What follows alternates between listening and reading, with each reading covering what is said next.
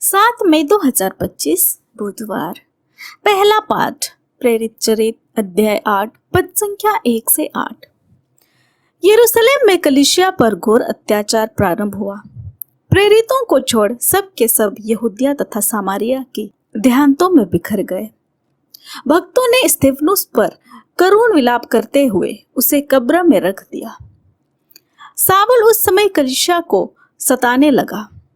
वह घर घर घुस जाता था और स्त्री पुरुष को घसीट कर बंदीगृह में डाल देता था।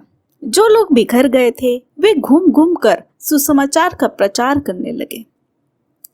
फिलिप समारिया के एक नगर जाकर वहां मसीह का प्रचार करने लगा। लोग उसकी शिक्षा पर अच्छी तरह ध्यान देते थे, क्योंकि सब उसके द्वारा दिखाए हुए चमत्कारों की चर्चा सुनते अथवा उन्हें स्वयं देखते थे।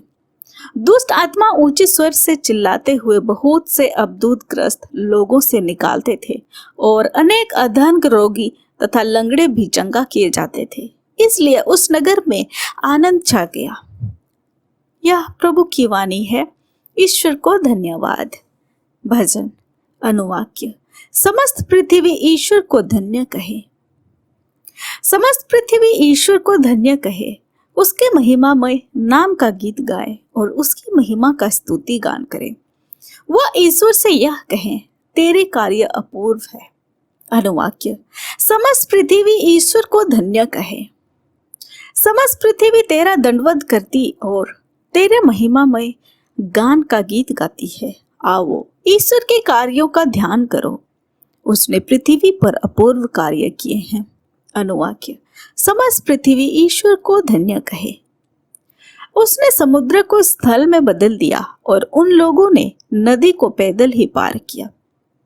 हम प्रभु की सेवा करते करते आनंद मनाएं। वह शक्तिमान है और उसका शासन अनंत काल तक बना रहेगा। अनुवाक्य। समस्त पृथ्वी ईश्वर को धन्य कहे। जय घोष। हालेलुया। जो पुत्र में विश्वास करता है उसे अनंत जीवन प्राप्त है। मैं उसे अंतिम दिन पुनर्जीवित कर दूंगा। हालेलुया। संत योहन के अनुसार आज का पवित्र सुसमाचार अध्याय 6 पद संख्या 35 से 40। यीशु ने लोगों से यह कहा, जीवन की रोटी मैं हूँ।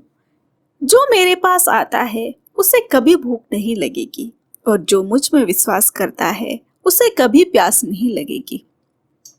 फिर भी जैसे कि मैंने तुम लोगों से कहा, तुम मुझे देखकर भी विश्वास नहीं करते। पिता जिन्हें मुझको सौंप देता है वे सब मेरे पास आएंगे और जो मेरे पास आता है मैं उसे कभी नहीं ठुकराऊंगा, क्योंकि मैं अपनी इच्छा नहीं बल्कि जिसने मुझे भेजा है उसकी इच्छा पूरी करने के लिए स्वर्ग से उतरा हूँ।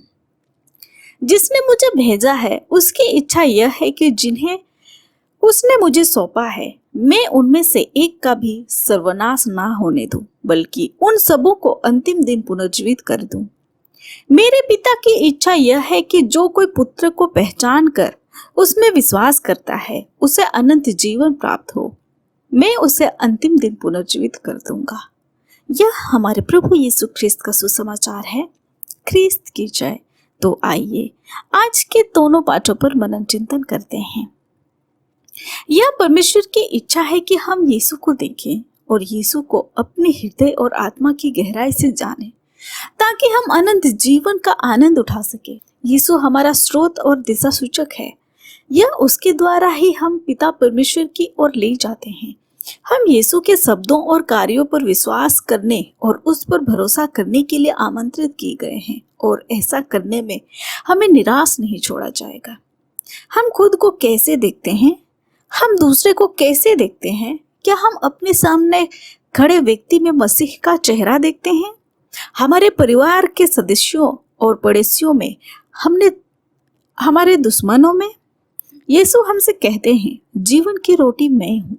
जो कोई यीशु को देखता है, जो हम में से प्रत्येक में मौजूद है और उसके साथ संबंध जोड़ता है, प्रेम उनके हृदय में अहम स्थान लेता है। हम न भूखे रहेंगे और न प्यासे। क्या हम इस पर विश्वास करते हैं? क्या हम इस बात को पहचानते हैं और मानते हैं कि ऐसा करने में हम वे लोग हैं जिन्हें पुनर्जीवित किया गया है? आमीन। आप सभी को जय यीशु।